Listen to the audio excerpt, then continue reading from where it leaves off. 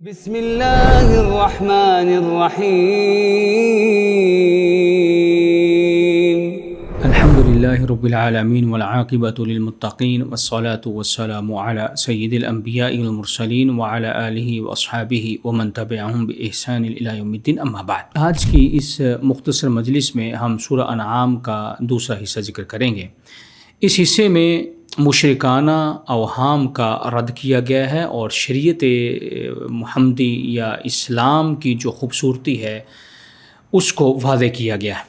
سورہ کے اس حصے میں اسلام کی پاکیزہ شریعت کا مقابلہ مشرکین کی جاہلانہ رسومات سے کیا گیا ہے۔ اگر آپ اس سورہ کا مطالعہ کریں تو مشرکانہ شریعت کی صفاحت اور ان کی جہالت پیش جو ہوتی ہے اس کا ذکر کیا گیا۔ مشرکین نے اپنی مرضی سے کھیتی اور مویشیوں کو اللہ اور اپنے خود ساختہ شریکوں میں بانٹ رکھا تھا، جو کہ سراسر ان کی گمراہی تھی۔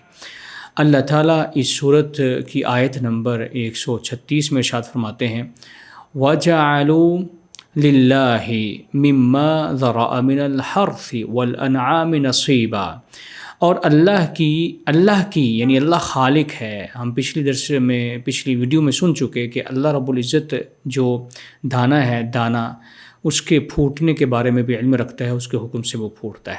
تو اللہ رب العزت نے اس آیت میں ذکر کیا کہ اللہ کی پیدا کی گئی کھیتی اور مویشی جن کو اللہ رب العزت نے پیدا کیا، ان میں سے یہ مشرک ایک حصہ مقرر کر لیتے ہیں۔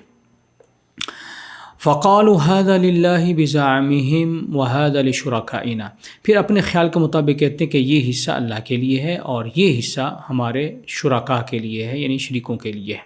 تو اللہ فرماتے فَمَا كَانَ لِشُرَكَائِهِمْ فَلَا يَصِلُ إِلَى اللَّهِ، یہ جو تم اپنے مشرکین کے لیے حصہ نکالتے ہو اور کہتے ہو کہ یہ ہمارے مشرکین، اللہ کے ساتھ جو مشرکین ہیں جن کو تم ملاتے ہو، یہ ان کے لیے حصہ ہے۔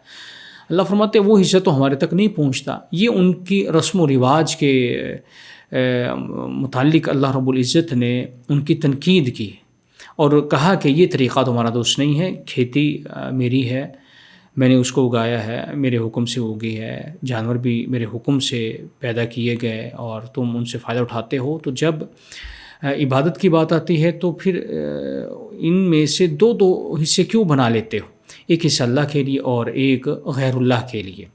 تو اس میں اللہ رب العزت نے مشرکین کی اس عادت کو برا کہا، اس کی مذمت کی، اور اس کے مقابلے میں شریعت وحی کی عظمت کو بیان کیا۔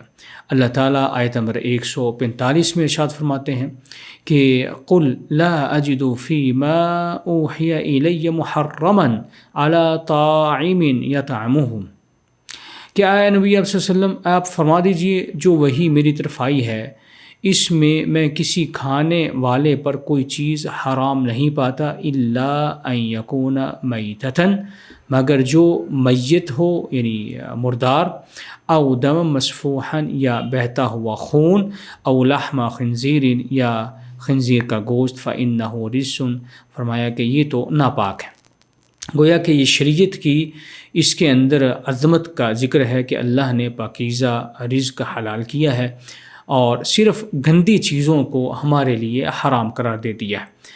پھر اس صورت کے اندر اللہ رب العزت نے کچھ وصیتیں کی ہیں، جیسے کہ شرک سے بچنا، والدین سے حسن سلوک کرنا اور قتل اولاد کی ممانعت کا بھی ذکر ہے، بے حیائی سے بچنا اور ناپ تول میں عدل کرنا ہی، فرمایا کہ یہ سیدھا راستہ ہے۔ اللہ رب العزت آیت نمبر 151 میں فرماتے ہیں 159 میں قُلْ تَعَالَوْا، اے نبی فرما دیجئے کہ آ جاؤ، اتلو ما حرم ربکم علیکم، اور تلاوت کرو جو تمہارے رب نے تمہارے اوپر حرام کیا ہے، اللہ تشرکوا بہ شیئا، جو تمہارے رب نے تم پر حرام کیا ہے کہ اس کے ساتھ کسی کو شریک نہ ٹھہراؤ۔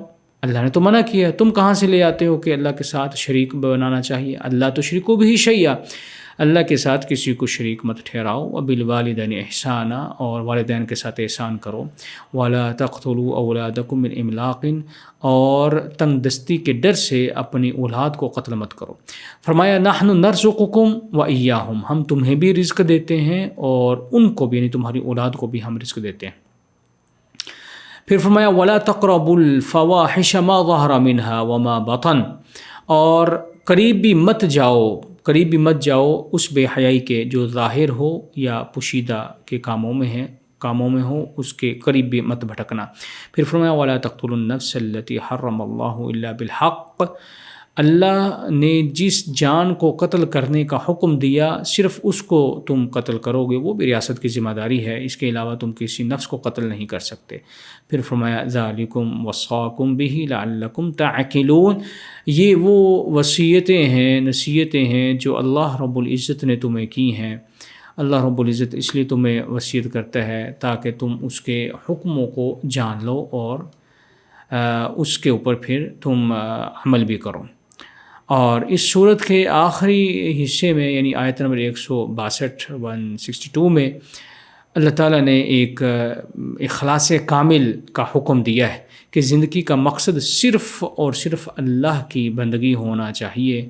اللہ فرماتے ہیں قل ان صلاتي ونسكي ومحياي ومماتي للہ رب العالمین، اے نبی فرما دیجئے میری نماز، میری قربانی، میرا جینا، میرا مرنا، یہ سب کچھ اللہ رب العالمین کے لیے ہے۔